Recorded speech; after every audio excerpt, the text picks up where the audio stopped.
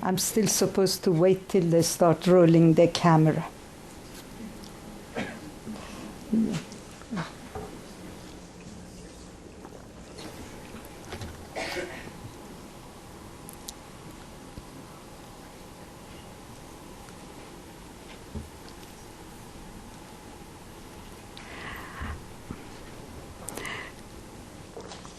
Good afternoon and welcome to today's meeting, conversation with Saeb Erakat. I'm Haleh Esfandiari, the director of the Middle East program at the Woodrow Wilson International Center for Scholars. The center is the living national memorial to President Wilson, established by Congress in 1968. It is a non-partisan institution engaged in the study of national and world affairs. The Wilson Center establishes and maintains a neutral forum for free, open, and informed dialogue. The center commemorates the ideals and concerns of Woodrow Wilson by providing a link between the world of ideas and the world of policy, and fostering research, study, discussion, and collaboration among a full spectrum of individuals concerned with policy and scholarship in national and world affairs.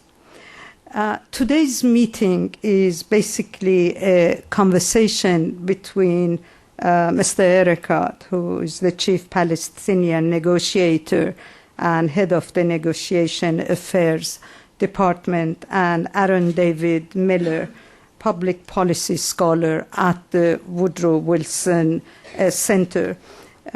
We have distributed the bios of our speakers, and I'm sure you're all familiar with them, so no need for me to again introduce them. I just would like to remind you to please close your cell phones, no text messaging, no Twitter, please, because it interferes with the live webcast we have. And it's very important for us not to have any interference with the live webcast, because this meeting, like any other meeting we have it at the center, and its live webcast is picked up around the world. So please do kind enough to close your cell phones for the duration of the meeting. I would like now to give the floor to my colleague, Aaron David Miller, and he will start a conversation for 40 or 45 minutes, and then we'll open the floor to your question. Let me also welcome Mr.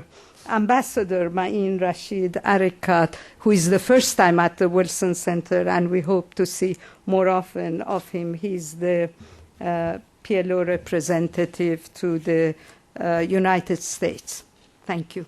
Aaron, you have the floor. Hala, thank you very much. And let me welcome all of you to the Woodrow Wilson International Center for Scholars. It's an honor and a privilege today for me and for the center to host Saeb. First, in the interest of full disclosure, I should say that I've known Saeb for more than 25 years. I consider him a close friend. Our wives are friends. Our daughters are friends. He's been to my home. I've been to his. And our careers paralleled essentially along one fundamental issue, the pursuit of Israeli-Palestinian peace. And while Saeb's world these days is still defined by, humor me here, Saeb, the world of what is still possible, and my world is defined more in terms of what is probable, and while we still have our disagreements, some of them may appear today, some may not, I consider him a close friend. Second, no one is in a better position, in my judgment, to offer you and C-SPAN a comprehensive assessment and view of the Palestinian issue and prospects for the negotiations. Saeb has literally seen it all, from the early days, and they seem very early now, Saeb, at Madrid, where you and I were. And I'll never forget how upset Secretary of State Baker was with your keffiyeh on that day. From Madrid to the Washington talks, where Saeb and I and the Israelis negotiated against the backdrop of secret negotiations that were going on at Oslo, of which we were aware, but not fully, to the Oslo process, in which Saeb became prominently and permanently involved, to the heady run-up to the Camp David summit, July 2000, and to the descent from Camp David over the course, much of the course of the last decade, into hopelessness, despair, violence, and pretty grim prospects for a solution. Saeb has been there through it all. And it should be of no surprise to any of you that he remains a champion and an advocate of the Palestinian national interest. He is an articulator of the Palestinian national narrative. That is, first and foremost, his role. And I respect that. At the same time, Saeb is, I know, also aware of the fact that the Israeli-Palestinian problem is not a morality play that pits the forces of goodness on one hand against the forces of darkness on the other. It's a complex conflict in which both sides bear responsibility for the perpetuation, and both sides bear responsibility for the solution. And that solution must be based not on an imbalance of power, but on a balance of interest. So the format today is very straightforward. I'm going to ask Saeb 10 questions that I've been dreaming up since I left government in 2003 that essentially encompass three areas: Palestinian internal politics, the negotiations themselves, and perhaps most interesting now, Saeb's expectations and view of the American role, specifically the last 20 months of the Obama administration. Once we finish with that, we will go to your questions. And let me emphasize, under pain of punishment from Hala, that these are to be questions. A brief comment, perhaps, to set the question up, but not comments in their entirety, and certainly not speeches. So, Saeb, let me begin. I also know that since clarity and honesty have been your trademarks, that no one will be disappointed in your responses to these questions. So let me begin first in the area of internal politics. Henry Kissinger once famously said that Israel, the state of Israel, had no foreign policy. It just had domestic politics. You've had 32 Israeli governments. The average length of each government was 1.8 years, 1.9 actually, since independence. So I guess my question is, on the Palestinian side, how do Palestinian internal politics, constraints, opportunities, shape and affect the Palestinian position in the negotiations? It's a transitional state of mind. I think it's the most difficult thing on earth to be a Palestinian. And sometimes we thought of ourselves as perfect. And then we realized we're just like any other society, like you, the Israelis, or anybody else. We're normal people. And in transition societies usually go through a certain period of transition and labor pains for a certain limited period of time. But for us as Palestinians, as long as we don't have a defined borders for a state, we are in this transition. And that would mean that my wagon will always be overloaded with complexities. At one point, the PLO was transferred to a mini Arab League, meaning countries had factions, because the Palestine question is the question in the minds and hearts of all Arabs. How do you balance serving Palestine and using Palestine in the region? How do you balance the political geography of Palestinians who are scattered all over the Arab world and who in many cases have to abide by the rules and understanding of the given country they live in to survive, to maintain their kids at school or universities. And then you have an Israeli occupation. I was 12 years old when this Israeli occupation came. I went to jail by the Israelis when I was 13 years old, throwing stones and writing graffitis and business. And now, if I want to write my CV, it's going to be one line, negotiating with the Israelis. Nothing else. That's my CV. And that tells you something about the nature of the negotiations. I'm not saying we're better as Palestinians and Israelis. I'm saying we're different. We're not your normal conflict anywhere on earth. We have people who have been going to synagogues for 5,700 years, your religion, saying the same thing every Saturday, and you believe that you're saying it and hearing it for the first time. And next door, there are people who go to churches for 2,000 years every Sunday, and they believe that they're saying and hearing it for the first time. And on the same side of the street, 1,431 years of going to mosques every Friday, also saying and feeling that they're saying and hearing the first thing. Deal with that. Deal with that. It's not, people may believe nationally in their interests, people may believe, but when they believe in a divine power that tells them that this is your land, and God becomes a land brokerage agency to tell you whose land and who's not. The Palestinian politics is so identical to Israeli transitions in politics. Two people going through labor pains, through transition, because Israel was formed, independent country and so on, but as long as I'm hanging on there, without my defined borders, they don't feel they finished their transition yet.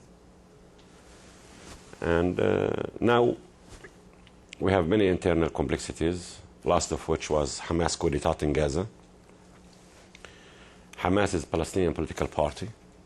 They won the elections and defeated my party, Fatah, in 2006, and President Abbas made the most smooth and peaceful transition in history of Arabs. In 18 days, they were the speaker with our parliament, and 5 weeks they were the government. And I remember I had been elected from Jericho constituency in 2006. So my party, now we're in the loyal opposition for the first time in our history, asked me to deliver the speech in response to Mr. Haniya introducing his government for a vote of confidence. So I told him, Mr. Haniya, today you are not the Prime Minister of Hamas. You are my Prime Minister. You are my wife's Prime Minister. And when government come, whether through autocracy, democracy, coup d'etats, the first thing they do is they honor the commitment of previous agreement. Meaning that I know that as Palestinians we're going through a difficult transition. Parties and factions play the role of the government. But now, wait. You are the government for all Palestinians. You're not Hamas anymore. You're everyone. And the obligations that we have on our people, you should honor. When parties sign agreements, when governments sign agreements, they don't sign on behalf of their parties when they're in office. Unfortunately, democracy worked in Palestine. Hamas failed. They responded to me by saying, since we won the elections, the UN must change its charter and resolutions. Since we won the elections, the PLO must cancel its agreements with Israel. And since we won the elections, the Arab Peace Initiative must be cancelled. We have a problem. We have a problem. And it's the internal dynamics of Palestinian transition is so difficult. Not because we chose this path. We're a very young authority, or the sense of authority. And we make mistakes.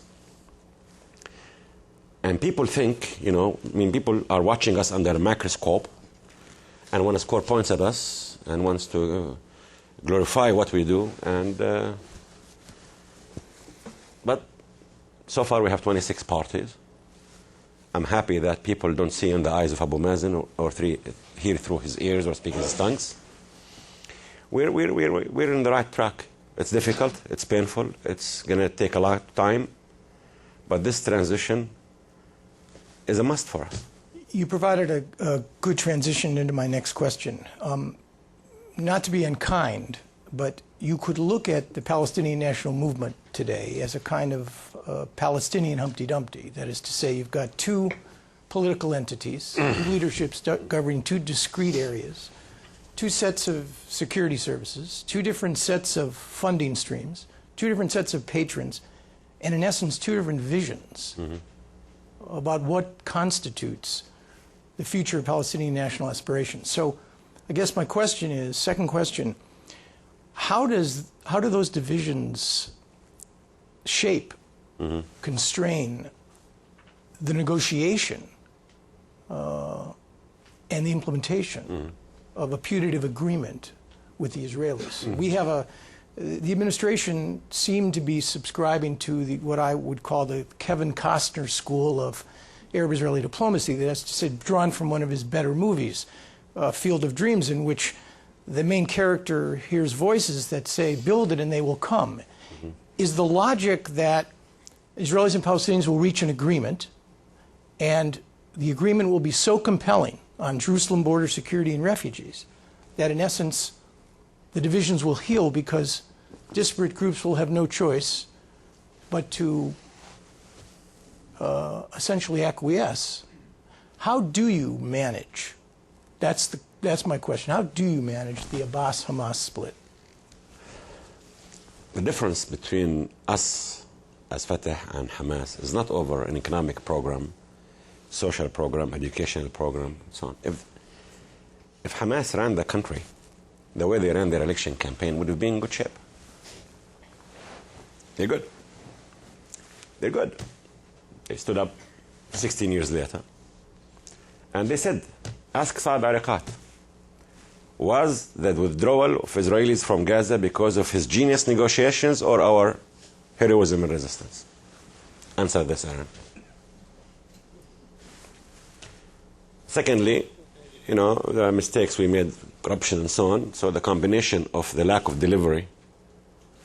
So the difference between me and Hamas today is, number one, to be fair to Hamas, they never disputed the fact that the PLO has the jurisdiction in political negotiations with Israel.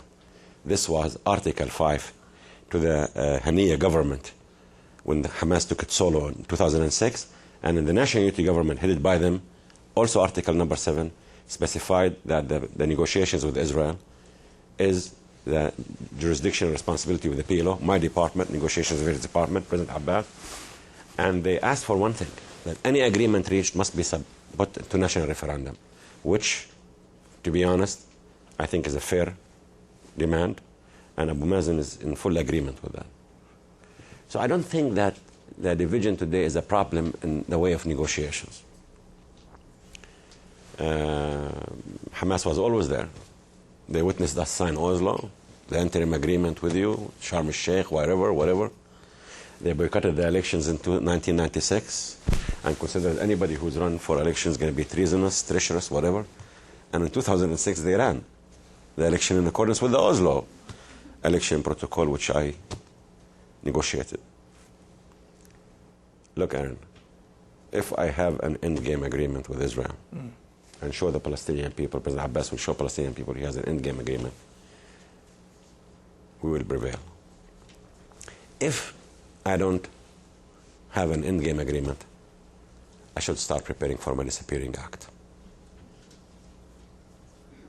Fair enough. Third, this is a tough one, I think. It's been consistent. Change is hard, and to expect change in others is understandable, particularly when you are the weakest party in a negotiation. If you had to identify one imperfection, weakness, flaw in the Palestinian strategy these many years with respect to the Israelis and the negotiating process, and there are many strengths, but no one's perfect. We know this. Israelis are not perfect? Right. And Shocking. the Israelis, exactly. So what in your view, was the most significant shortcoming in the Palestinian strategy and approach toward negotiations with the Israelis? I think you said it. I think since Eve negotiated Adam, I'm the most disadvantaged negotiator in history. I have no army, no navy, no air force, no economy. My people are fragmented, and if it's my word against any Israeli in your Congress, in your Senate, whether it's Republican or Democrat, I'm dead. They don't stand a chance. I'm cost-free. And the thing is, when we enter these negotiations, many people like you, Aaron, like Jim Baker, I mean, my fights with them wasn't over because I wanted to put a kofiyah on my shoulder. I went to tell Shamir, who denied my existence as a Palestinian. I'm the grandson of those people you denied their existence. I'm here. And then I'm not going to say the term forced, but they insisted that we recognize Israel without defining a border. And, I'm a political scientist, and I know that nations are no nations without borders, because that's where your jurisdiction begins and ends. That's where your police give tickets. That's where you have courts, that you have language or passports or soccer teams. So American officials insisted that my ticket to the negotiating room is to recognize Israel without identifying the border. And I think that's been the loophole throughout this peace process. Because what this did, respective Israeli governments, thought, for a reason or another, that yes, they recognize that my expectation is a Palestinian state on the 1967 lines with East Jerusalem as capital, but we have to lower these expectations. Let's see what we can snatch. So I'm telling them, I have recognized you on 78% of historic Palestine, accepted to have a Palestinian state in the remaining 22% of the land. That's the West Bank, Gaza, and East Jerusalem. And let's do it. And let's see what kind of arrangements. I know I'm going to be not a country like yours, or Ghana, or Uganda, or Argentina. I know I'm going to have limitations on my armaments and many other things, and I'm willing. Today, the problem we face with Mr. Netanyahu, it's not over that he wants, settlements. Why? Look at what he says, Aaron. He says, settlements should not be obstacle to peace. I'm building in the blocks that I will annex to Israel. Isn't that what he says? What does this translate to me? That he had already decided which parts of my territory he will annex to Israel. That's called dictation. And then once he finishes this, he would tell me, come here, boy. We know what's best for you. And don't condition the negotiations. Come without conditions. So I'm supposed to accept the dictations. And then he says, I will not negotiate Jerusalem. I will not negotiate refugees. You have to be demilitarized. And you have to join the Zionist movement. Recently, he wants me to recognize Israel as a Jewish state. Because that's what it boils down to. We were asked to recognize the state of Israel. We did and exchanged letters. And now when they say, recognize Israel as a Jewish state, that's the Zionist movement. I'm not going to be part of that movement. And after he put all his list of conditions, he tells me, come and negotiate. Why? The deficiency here is that Israel is still deciding where its border will be. Oh, the region is changing. Iran, Ahmadinejad. You know what? We cannot have peace. We have to keep our army in the Jordan Valley. So the only way, if this region goes down the drain, that Netanyahu will defend Israel is from my bedroom in Jericho. We'll get to Mr. Netanyahu in a minute. That's the deficiency to your question is that we accepted to recognize Israel without a defined border. And today when we ask the U.S. to recognize Palestine on the 67 lines, we know what we're talking about. But I'll come to that later. I could identify 100 mistakes that Americans made during the course of the mediation. No. Americans, Israelis don't do mistakes. It's exclusively Palestinian, God forbid. But that's not entirely, you don't that's do not mistakes. the rest of my question. I could identify 100 mistakes that we made, all right? Forget the Americans, that we made. And the truth is everybody's strategy evolves and changes. And looking in the mirror, is the place where that change, whether you're an Israeli, Palestinian, or American, has to begin. And that's the real question. You may not want to answer it. That's the real question that needs to be confronted. Americans have to look in the mirror. What did we do wrong over the course of the last 2 decades? The government of Israel has to look in the mirror to make an assessment of where their tactics and strategy ran off the highway. And if they're prepared to do it, it's only logical to assume, even though you are the weakest party in the negotiation, you're under occupation, your rights have been taken away, you need to do it as well. But let's move on. The peace process. A general question, number 4. How would you characterize the status of that process right now, November 4th, 2010, and what are the chances, in your judgment, for resuming negotiations, not just for process's sake, but resuming negotiations that actually could become serious and might even lead to an agreement? How would you characterize the current status? I read your recent works. And we have always been honest with each other. I disagree with you. I did not waste a minute in my negotiating years. I said earlier that we're different. Different. We're not Nigeria, Biafra. We're not the Congo. We're not Iraq. We're not Somalia. We're not Afghanistan. We're not Peru, Ecuador. We're not better. We're different. What we failed to recognize as Palestinians and Israelis when we signed the agreement in the White House is that the state of minds, there is 20 centimeters between here and our mouths. That's what life is all about as far as Palestinians and Israelis. It's not far distance. What is it that we're trying to make? Is it merely a two-state solution? Do they trust us if they recognize us to live next to Israel? Do we trust them?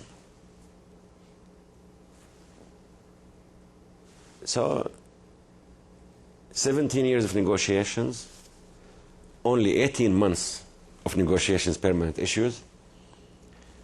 We did not waste a single minute. This was a mandatory course for Palestinians and Israelis. Today, I remember 1978, I dared write an article calling for dialogue rather than violence with Israel. My students boycotted my classes at Najah University. And today, when I ran for elections, when my party lost in 2006, I ran in a campaign of two states, peace. My conviction, I got 68% of the votes in a one-seat constituency.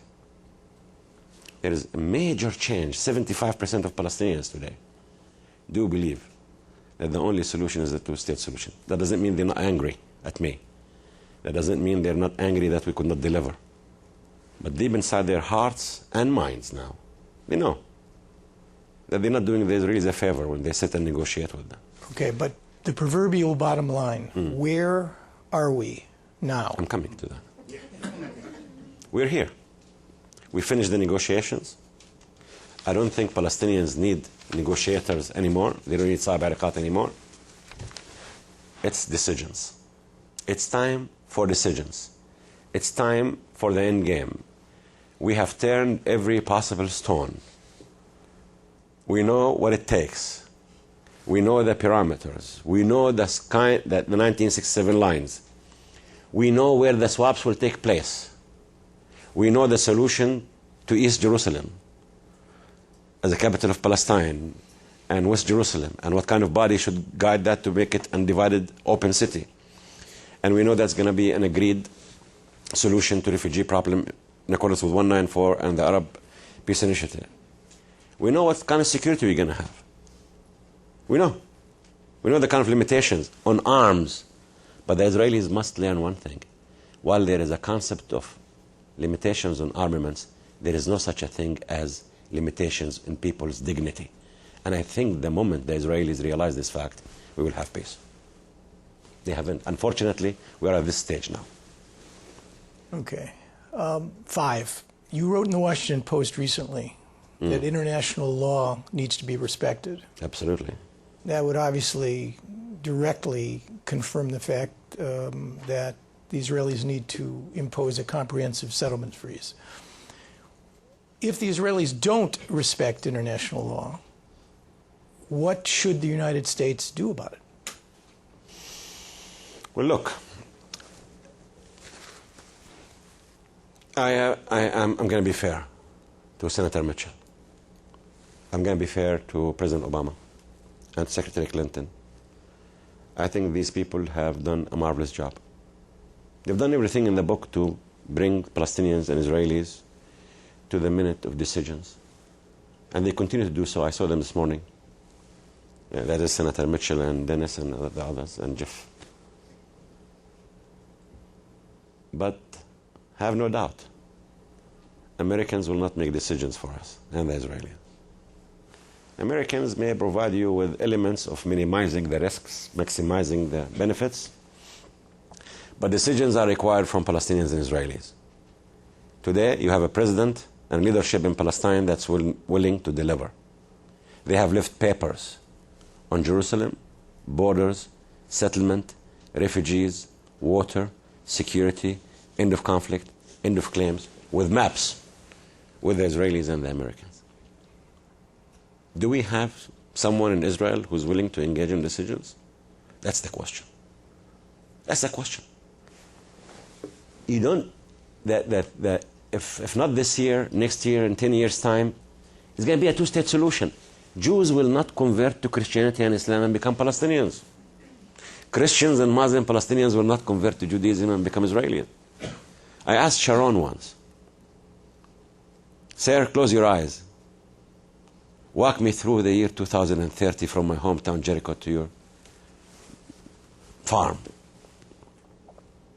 He said, "This question doesn't make me go to sleep."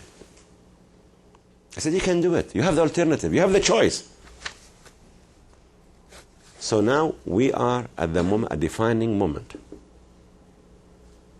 It's time for decisions and not negotiations.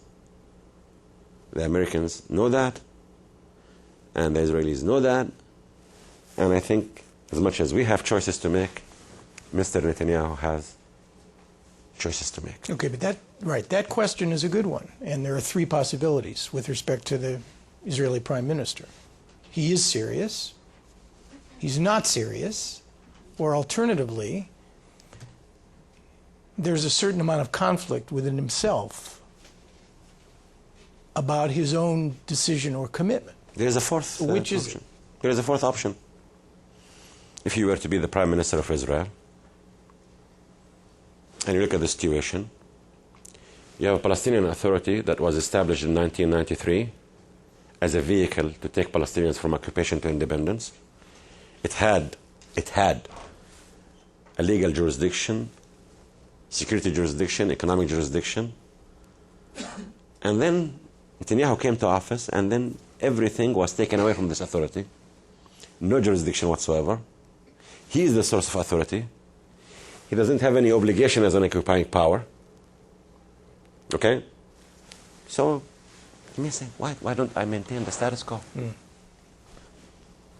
As much as you and I weigh our options and consider alternatives, he does the same. So, why can't we maintain the status quo? Palestinians are doing a good job in keeping one authority, one gun, the rule of law, keeping security, building institutions. Abu Mazen is doing his best, Salam Fayyad is doing his best. And then they're building institutions, education, they're covering every penny for their whatever society needs. And I sit here, and if Abu Mazen wants to go to Amman, he has to call a lieutenant in the Israeli military camp near Ramallah to seek a permission.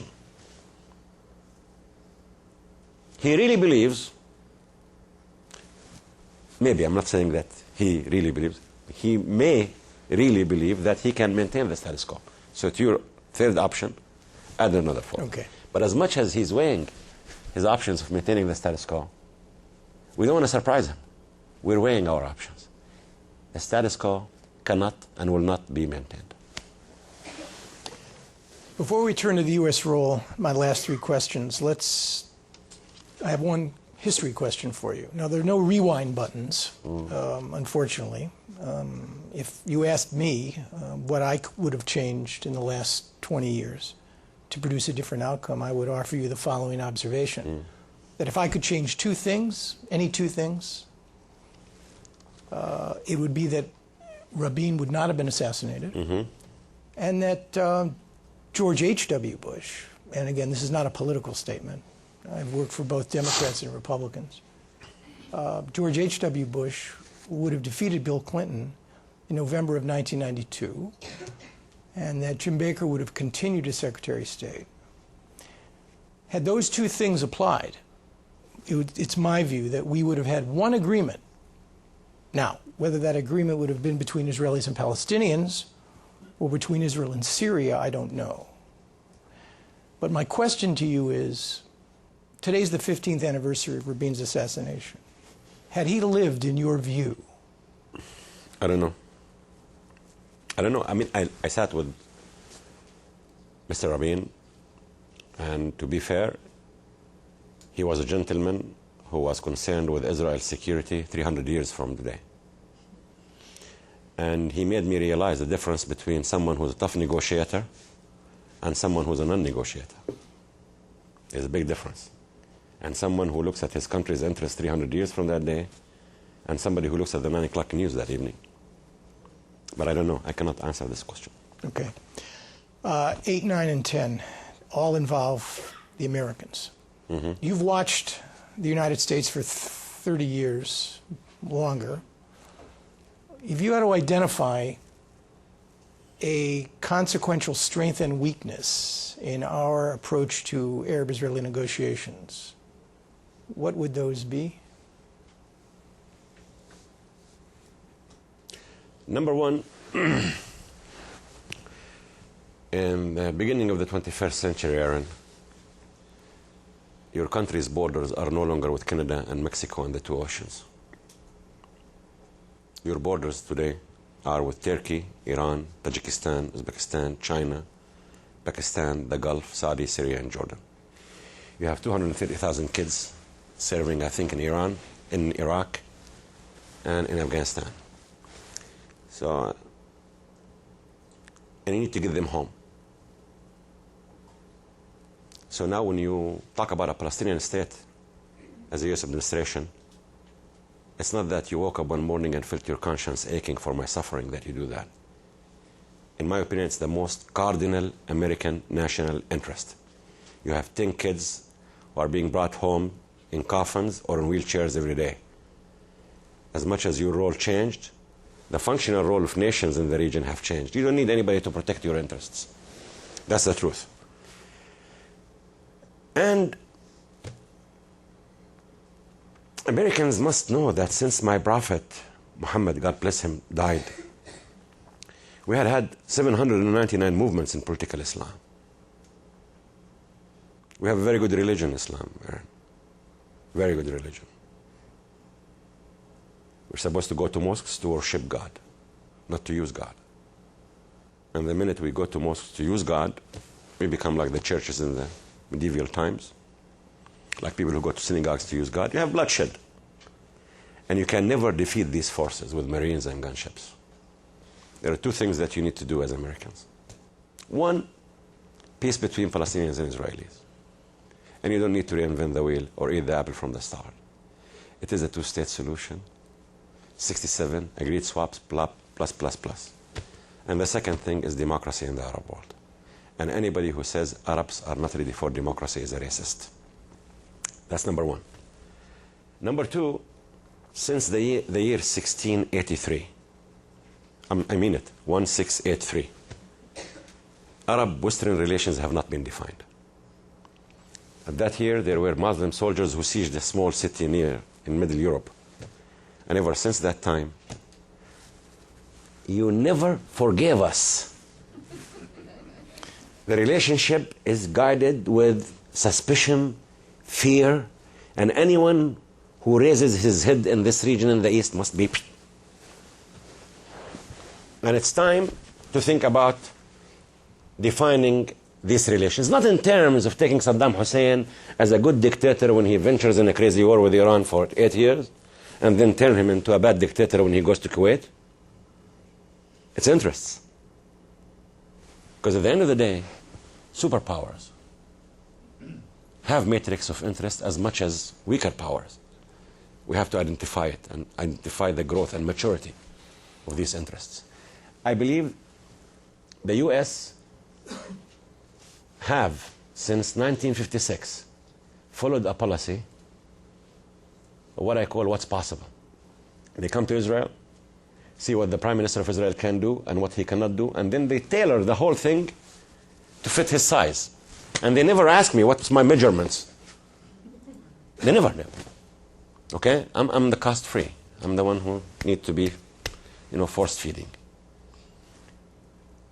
I asked the American administration, with the changing reality in the Middle East, with the bigger picture in the Middle East, with what's going on in Lebanon, in Iraq, in Afghanistan, in Somalia, in Sudan, in Yemen, in Gaza, it's not a good picture. All right? To shift the policy from what's possible to what's needed. So our greatest strength is our proximity to the region now, and the urgency that carries. And our greatest weakness is our proximity to the Israelis. I didn't say that. Well, but I didn't say that. Look, Israel is part of your political life. Yes. All right?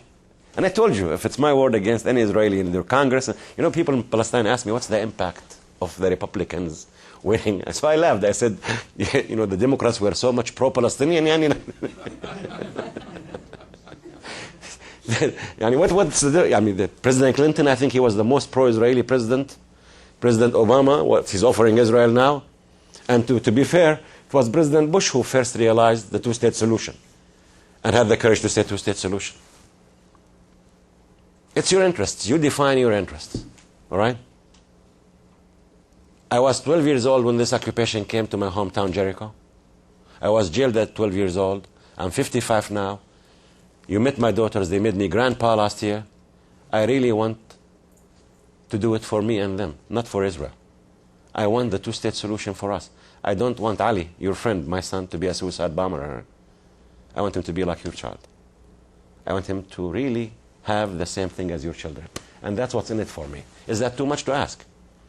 And I could care less if someone in the Congress is pro-Israel or pro-Palestine, because my world is divided between those who are pro-peace and those who are against peace.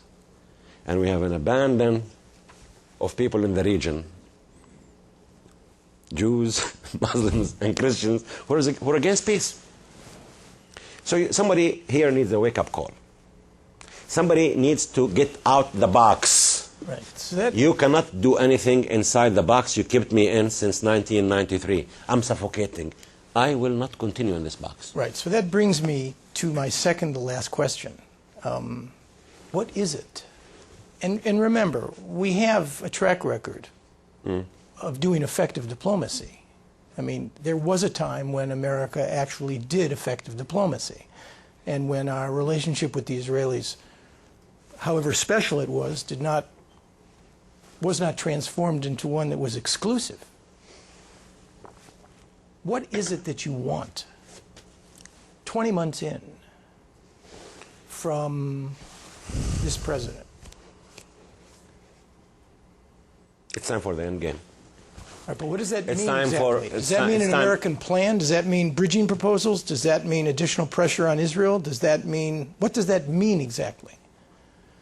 Specifically. We have the choice of, people here tell me that, I have a PhD in negotiations and peacemaking. And then some Americans tell me, why are you surprised? When you sit with Israelis, they tell you in the first 1 meeting, 2, 3 meetings, 4 meetings, that's opening positions. Aaron and I have been hearing the opening position for 19 years. It's over. It's over. We know exactly what it takes to make the decisions required. We know it. And we know that without a fair agreement, nothing can stand the test of time. And you know that you cannot defeat these forces of extremism in the region without an endgame agreement that will materialize a Palestinian state. Let me ask you a question. You asked me not 10, more than 10 Almost questions. 10. No, more. Almost 10. No, more. But let me ask you a question. If I were to, I'm an observer at the UN, Palestine. If I were to take an application and go to the Security Council and say, I need a member to apply for a membership, State of Palestine, on the 1967 borders to live in peace and security with the State of Israel, and make this application, you're a permanent member there. We would veto that. Why? Why do you have the urge to veto it? Well, there would be two reasons for that. Give me that. Actually, there would be three reasons. 5, 6, 7, 8. You can order them in any way you want. Number one, we Give live. me a convincing reason. Well, no, that may be a bridge too far. Number one, we have invested and believe in the pragmatic value of negotiations. Now, good, bad, naive, simple, nonetheless, it's a fundamental American conception. We are the fix-it, pragmatic people. People have problems, they sit down, they reconcile their differences. So that would be essentially a fundamental betrayal of America's commitment to negotiations, number one. Number two, we would say to you, and you know the talking points. You've heard them many times because we've dealt with UDI, Unilateral Declaration of Independence. Right. But we would still say to you, you open the door through this application process, to a set of Israeli counter proposals and measures which would reflect their own interests in response to yours. And we would argue to you, I mean, I'm glad I don't have to do this anymore, but we would argue to you. But that's the same argument, so that is Security Council resolution. And finally, there is the reality, even though I would not put it as the first factor, because a willful, determined president with an opportunity will trump domestic political interests every time. There is domestic political interest here. Wow. A willful American president, Nixon, Carter, Bush 41, every time there will be battles, but willful presidents who are smart, capable, with opportunity will trump domestic political interests and lobbies every single time. Still, presidents function within the arena of domestic politics, and presidents, particularly this one now, with all the headaches that he faces, a jobless recovery,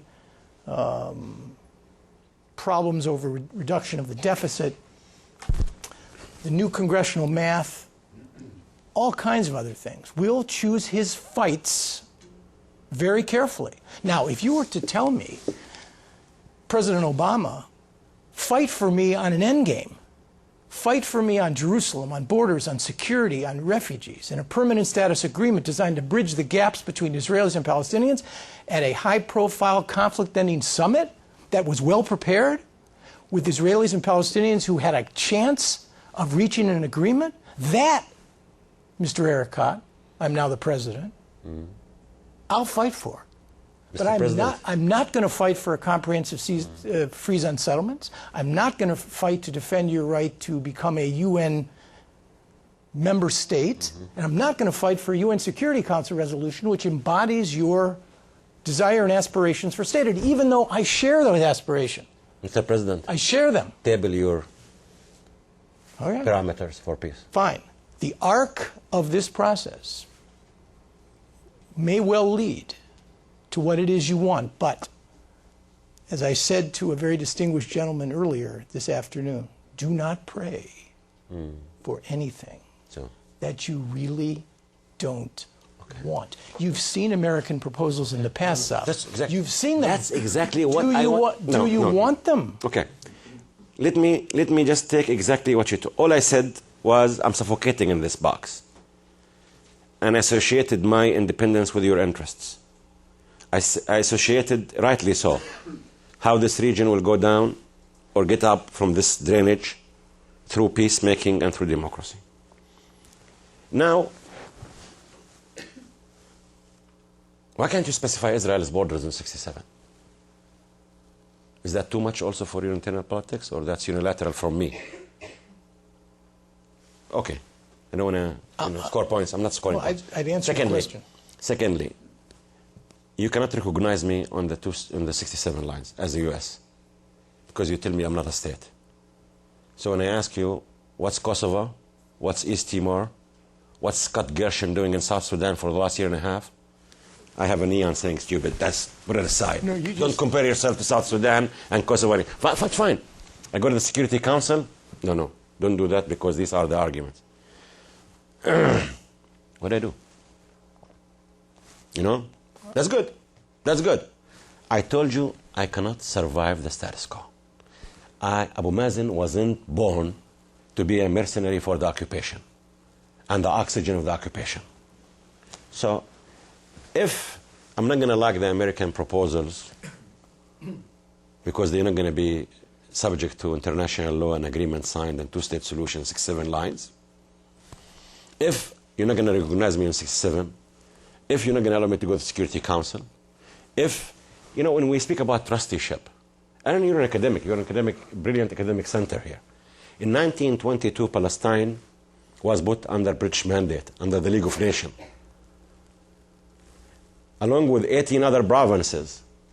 1945, the UN was born instead of the League of Nations. Instead of mandate, became a trusteeship. 17 provinces were transferred from mandate to trusteeship, except for Palestine. Disappeared. Why can't I take a case against the UK and against you and say, what's the status of Palestine? No, I can't do that. That's unilateral. Then, if I don't see that this authority is leading to a two states after 17 years, if I'm not allowed to define my border so I can, whatever he does in settlements, that doesn't mean anything because I know my borders. You don't want to do that. Then I'm afraid. You are pushing me to the point where we will very politely tell Mr. Netanyahu, sir, your plan B is to resume your occupation and to shoulder your responsibility as an occupying power, because this Palestinian Authority was not and will never be an agent of the Israeli occupation and the oxygen for Israel's occupiers. I'm not asking to dissolve the authority. I'm not asking to resign. I'm saying the authority I created is already dissolved by Netanyahu. And now, if he thinks he can maintain himself as the source of my authority, I'm agent. We were not born to do that. And Israel is a country with 5,000 tanks, 3,000 fighting planes, a nuclear weapon, Congress, Senate, worldwide support. And I described my situation. But they have three options. Number one is my option. Two states, 67, agreed swaps, whatever. And it will happen. It will come. Secondly, Aaron, today in the West Bank, between the River Jordan and the Mediterranean, my hometown Jericho to Tel Aviv, 86 kilometers. That's the distance. If they think that they should call my hometown Jericho, that's the Hebrew name for Jericho, Al-Quds, Yerushalayim, Nablus, Shechem, and call me Mar Erakat instead of Mr. Erakat. Mar means Mr. in Hebrew. Talk to me about it. Talk to me about it. Once I say this, they will tell me, you evil Palestinian, you want to undermine Israel's nature. So what do you want to do with me? Today, in November 4th, 2010, Aaron, there are roads in the West Bank I cannot use as a Palestinian. Only Israelis can use. And you know what? Such diseases as racism and bigotry once inflicts underneath our skin. And you're a scholar. Your colleagues here are scholars. Man tended to justify it. Sometimes sociologically, psychologically, economically. Sometimes because your skin is darker or lighter than you and it's not supposed to touch each other. And now Israel is using it under the pretext security. Watch out. Watch out. Occupation corrupts. The whole region now is going down the drain. It's like sand slipping outside our fingers. I believe we can salvage it. I believe we don't need to reinvent the wheel. Two-state solution is there. We need decisions. Nobody prevented the Americans to put a U.S. parameters for peace. They did 10 years ago. So they cannot stop settlements. They don't want to allow me to go to the Security Council. They don't want to recognize me. They don't want me to leave the box. They don't want to table a fair agreement, even though they know the result of the agreement. So I'm supposed to be in the box, and I'm supposed to be a servant for this occupation? Forget it, Aaron. I am finalizing a book. You know my granddaughter. And the title of my book will be, to Sinin, I did not miss an opportunity. Saeb, I don't work for the administration. I've been fairly gently critical of their policies. I'm not critical of anybody's policies. I can't afford to be critical of anyone, you know. And I would just say on their behalf that I wouldn't prejudge what it is they are or are not prepared to do. I want to help them. I'm here to help them. There'll be plenty of time to go to the United Nations should your predictions prove to be accurate. I'd ask you my 10th question, but I think in the interest of time, which was, and you don't have to answer it, if in fact, when we invite you back here next year at this time, will we be having the same conversations? But in the interest of time, and thank you, Saeb, your responses were forthright, candid, and I really appreciate it. Let's go to questions. Sure. Yes, could you please identify yourself? Yes, actually, I know that person, Judith Kipper. Thank you, Judith Kipper.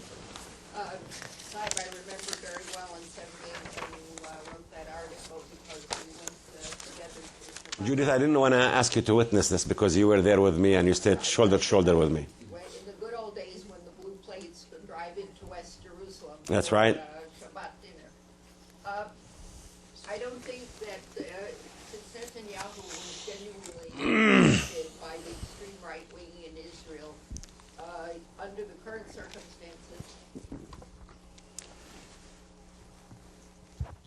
current circumstances, he's not going to be able to do a settlement freeze, as important as it is, because from the day after 67, settlements have always been the symbol of Israel's intentions about the land, and this is a real estate conflict.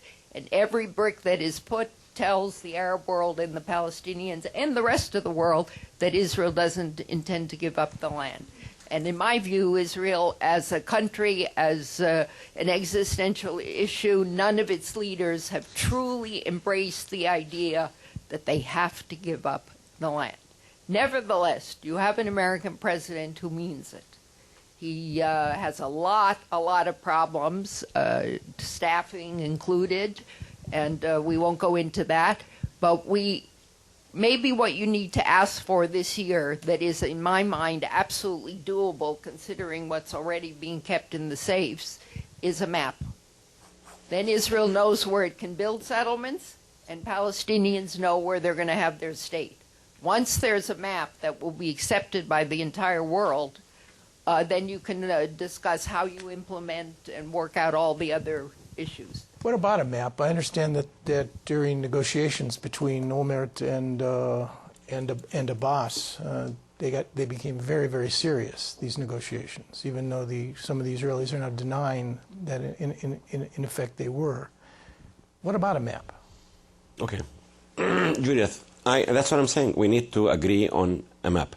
But you have to ask for it. I submitted my map. I'm going to show you something I've never showed before. Love to see it. Mr. Olmert says that he offered Abu Mazen a great offer. 100% of the West Bank, something on Jerusalem, and so on. I don't deny this. But I asked Prime Minister Olmert, why the short circuit in the memory when it comes to when Abu Mazen responded to you? Abu Mazen responded with a map, Judith.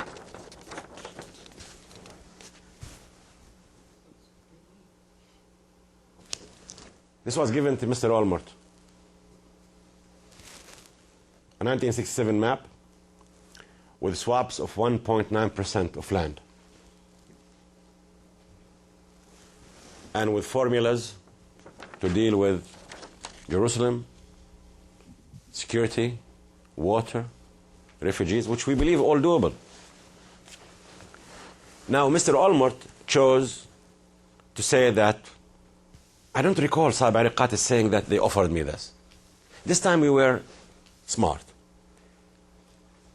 We came on December 18th, 2008 to Washington. And we left this map along with the matrix of positions with President Bush, Steve Hudley, and Dr. Rice. And these people were so honest that they transferred an 11-page file to the Obama administration. They don't deny it.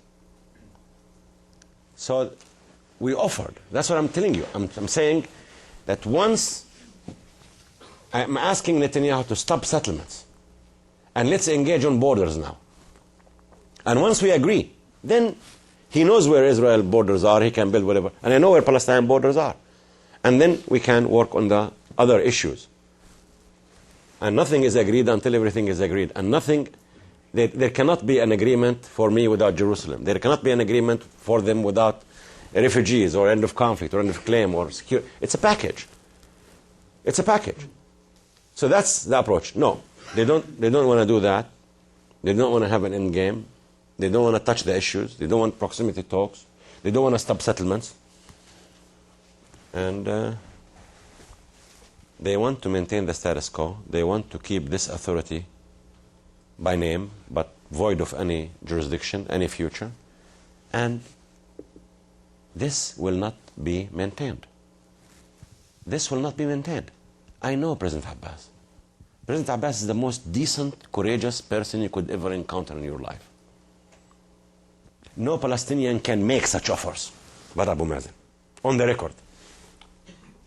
But Abu Mazen had made up his decision that if they think they can maintain the status quo, he told Mr. Netanyahu,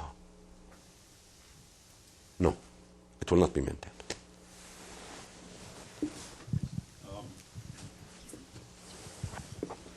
How are you, Howard? Fine, Saeb. How are you? It's great to see you.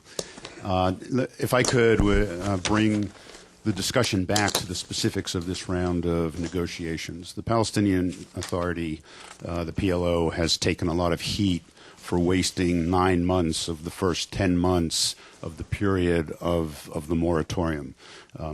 Irrespective of what you might think about whether the moratorium was serious and what was actually offered, what was actually provided. How do you defend against the charge that those 9 months were wasted because the PLO wasn't willing to come to the table? And then sort of a corollary question, supposing we get a 2-month extension of the moratorium, will the Palestinians come back to the table? And if you do come back to the table, what do you think you can do in 2 months that would be an accomplishment that would in fact take the negotiations somewhere beyond those 2 months? Howard, it's good to see you. And Howard Somkai is the director of USAID in Palestinian territories, and we appreciate very much what you did and what USAID is doing. I really do. Howard, this chart shows the moratorium days, with our figures and Israeli figures. And when they reach the moratorium of 10 months, this would meant an increase in Jerusalem of almost 17% and in the West Bank of almost 16%. They were constructing 3,452 units under the moratorium. And the Defense Minister of Israel, Barak, admitted that they made 900 violations in the 10 months. Okay? And now, we went through proximity talks in the 10 months. And we offered our positions. And the Israelis said, no, we cannot discuss anything without direct negotiations. We had direct negotiations the whole month of September. But yet, we were not reciprocated with Israeli ideas about the end game.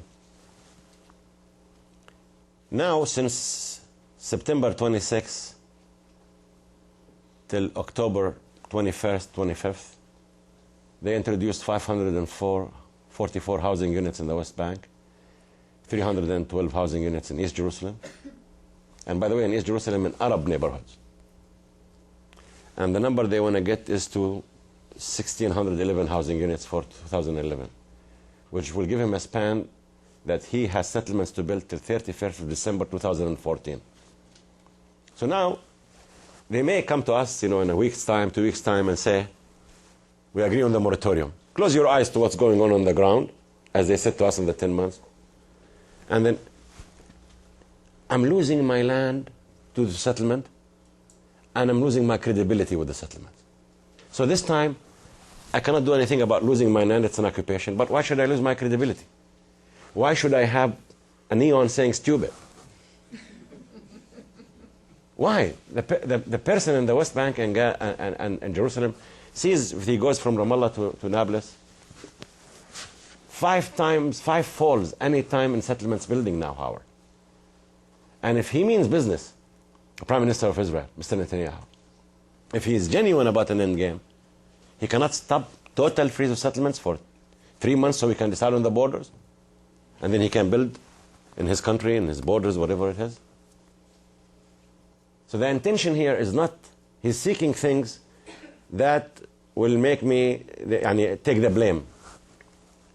Like when he says, Jewish state. Aaron knows that we exchanged letter of recognition in 1993, State of Israel. And I don't know why they asked me this. Their embassy in Washington I passed by today, it says State of Israel. It doesn't say the biblical 5,700 years Hebronite people of historical whatever. It's just, he's looking for things, I told you so, they're to be blamed. And he has many things in his... and even if we say anything, he'll say, wait a minute, you need to convene the PNC, you need to convene the Central Council, you need to do this. So I'm always putting a test while he is creating facts on the grounds. He will understand very soon that maintaining the status quo will not be sustained, will not be maintained, and is not an option. And then he has to take the Israelis to Plan B.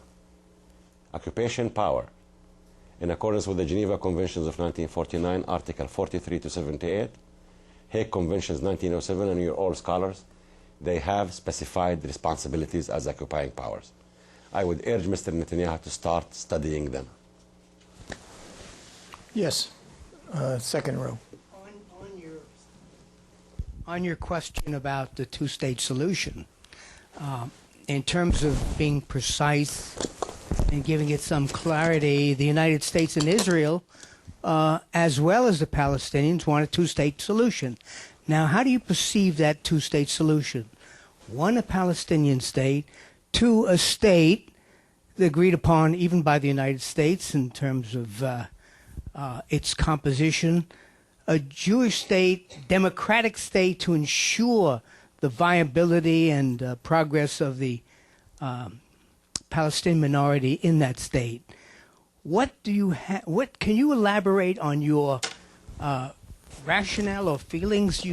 Because specifically Netanyahu indicated that if you recognize us as a Jewish state for purposes of ending incitement and so forth and so on, if you recognize, we will incitement, halt you said? the settlements. Ending incitement linked to the Jewish state? Well, that's part of it. That's part of the rationale. I just want to see the connection between but incitement if you and can state. expand on what you have against what is agreed upon by the majority of observers, nation states, that's very critical to a xenophobic power such as Israel that's worried after 2006 and 2009 about what happens when they withdraw from areas of conflict. Thank you.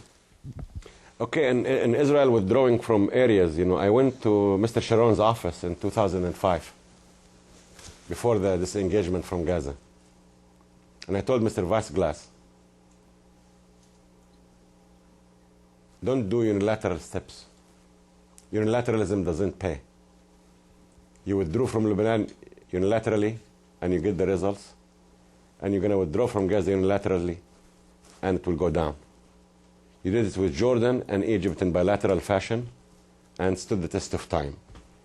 So the tests in South Lebanon, you don't blame me for it. You blame those in Israel who did unilateral, and they understand now that unilateralism does not pay. Only bilateral, only agreements pay, like with Jordan and Egypt. Secondly, look, incitement, my school books, I know the texts, I know the list of things that's being circulated and that's finger pointing at me and so on. And I have a choice to engage or to tell you that so far as Palestinian Authority, we were able to have the books for the 1st to 3rd grade. Because the books that Israelis accuse us of having incitement against Israel were used by the Israeli occupation, civil administration, for me, between 1967 till 1993, and many of it's still ongoing. We began changing our textbooks, and we managed now to put Palestinian textbooks for the 1st and 3rd grade. As far as the Jewish state is concerned, I research sometimes, and you know, when Israel was declared independence, you know, somebody went with this note to Harry Truman, and it says the government has been informed that a Jewish state has been proclaimed in Palestine, and recognition has been requested by the provisional government thereof. The United States recognizes the provisional government as the de facto authority of the new Jewish state. So Truman crossed the term Jewish state with his hand and put State of Israel. That's an authentic 1948. I'll leave it with Aaron if anybody wants to see it. And I know that when Israel applied for the UN, they applied as a State of Israel. I was asked to recognize the State of Israel. I recognize the State of Israel. Now, Israel has a choice. There are countries who went to the Security Council and to the General Assembly and asked to change their name and associate their names with religion and whatever it is. I have exchanged letter of recognition with Israel, and that's done. 1993, September. And as I told you, when they tell me I recognize Israel as a Jewish state, some people speak about refugees, some people speak about 1.5 million Arabs. That's true. But you know what? They're asking me to join the Zionist movement. I will not. I do not. State of Israel was recognized by us. Period. Turn the page. Hala.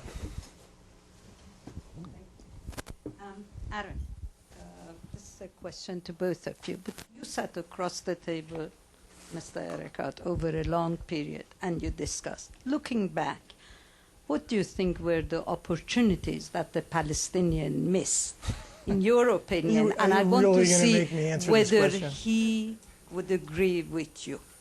Thank you. What were the It's a good question. What were the Palestinian missed opportunities? You know, as critical as I have been at times about the realities that exist on the ground on both sides, I think that there's probably no precedent in modern history for a people negotiating its way out of an occupation and trying to create and build institutions at the same time. The conventional response to your question would be Camp David, July 2000. The Orthodox narrative argues that a huge opportunity was missed by Palestinians. The story is more complex than that, far more complex. We never should have gone to any summit that purported to be conflict ending. There's no question about that. And Saeb will tell you, as I respond to your point, he will tell me why my answer is wrong. But Mr. Arafat, the last Palestinian leader to have both the capacity and the authority and the moral legitimacy to deliver a unified Palestinian polity, one gun, one authority, one negotiating position, in my judgment, missed an opportunity, not because he refused to accept what Barak put on the table. No Palestinian leader ever could have accepted that. I mean, after all, Barak and Arafat negotiated in the same, or met, on the same real estate where Sadat and Begin negotiated. And while Barak was thinking about Rabin, for sure, Arafat was thinking much more about Sadat's fate. That was not the transgression. The transgression and the missed opportunity, in my judgment, and Saeb is going to tell you as soon as I'm done why I'm wrong, Yes. is that the transgression was not, I won't accept what the Americans and the Israelis want me to accept. I will offer you, on each of the issues, an alternative, a comeback negotiating position. And had that happened in a way that was more authoritative, and had we not been so frustrated by the quote-unquote Palestinian refusal, maybe July, August, September, with a determined American president who spoke last night at Middle East Institute, who wrote in the New York Times, who cared more about this issue than all of his predecessors, might have been able to create a framework for negotiation which could have preempted what transpired at the end of September. So rather than playing the blame game, we might have found ourselves in a different position. Now, Saeb, we've had this conversation before, so please. You were asked a question.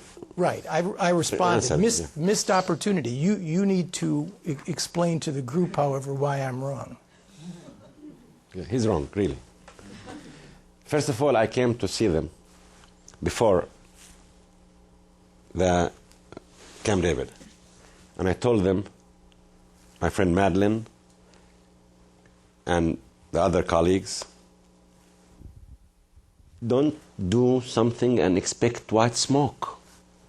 Palestinians and Israelis are not ready. You know what they wrote in their memoirs? That Saeb Erakat came and he did not have anything in mind to make an agreement. And he told us, I was warning them, asking them to give us 3, 4, 5 weeks to prepare better, because failure had devastation, real collapse, everything will go down the drain. These are the words I used. But that's past. We go to Camp David. We talk in Camp David. And they say that Barak offered Arafat an offer that he could not reject. Mr. Barak, if you hear me, can you please circulate the paper that you offered us? Can please anyone show me? Can you show me the offer of that Barak offered Arafat in Camp David? Was there an offer in writing put to us at the table? You know the answer to that. No, there wasn't. The offer was made to me personally and Shlomo Ben Ami in December 23rd in the White House here, when President Clinton, who I agree with you, this man has turned every stone, and he brought Palestinians and Israelis closer to peace more than anyone else in history of this conflict. I give him this credit. And then, you say that Arafat was the last Palestinian president with the legitimacy and so on. I think you're wrong. I think what Abu Mazen is doing now is not less legitimate and courageous than what Arafat is doing. And the second mistake that you made is when you say that we missed this opportunity. I remember on the eve 24th of July 2000, I was asked by President Clinton to come to his office. And he brought Shlomo Ben Ami. And then we reviewed the days in Camp David.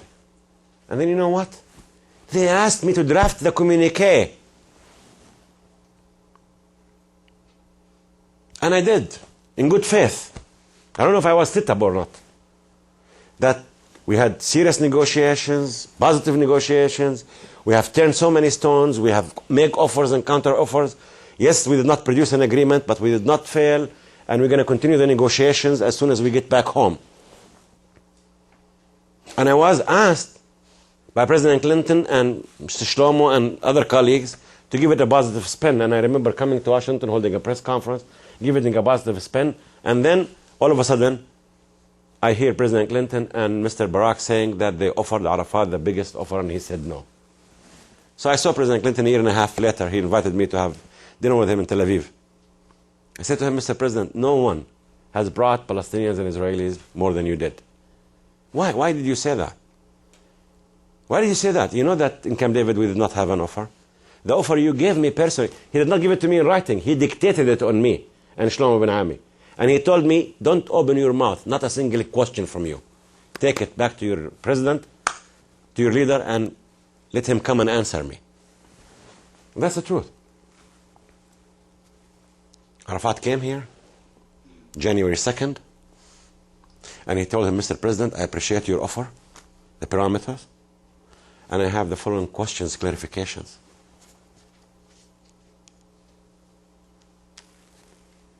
So we had December 23rd till January 20th, okay? And then with President Bush and Olmert, you know, we had also an agreement to come to Washington January 3rd, 2009, to lock in the map and the agreement.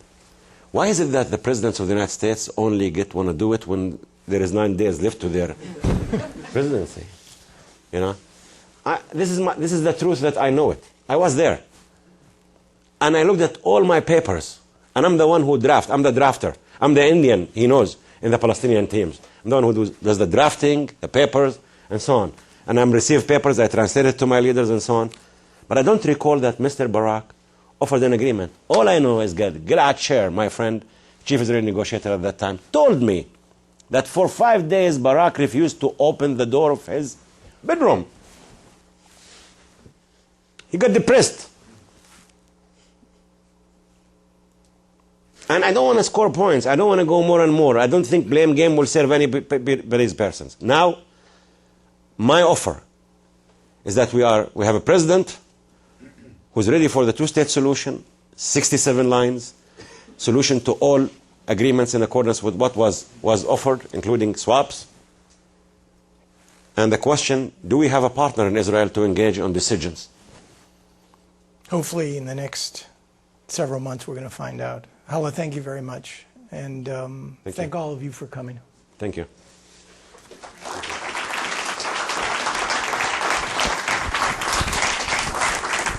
Thank you. Thank you very much for coming. As I said earlier, this is the first in a forum with dialogue between Aaron David Miller and other colleagues at the center with statesmen from the region. So please come back.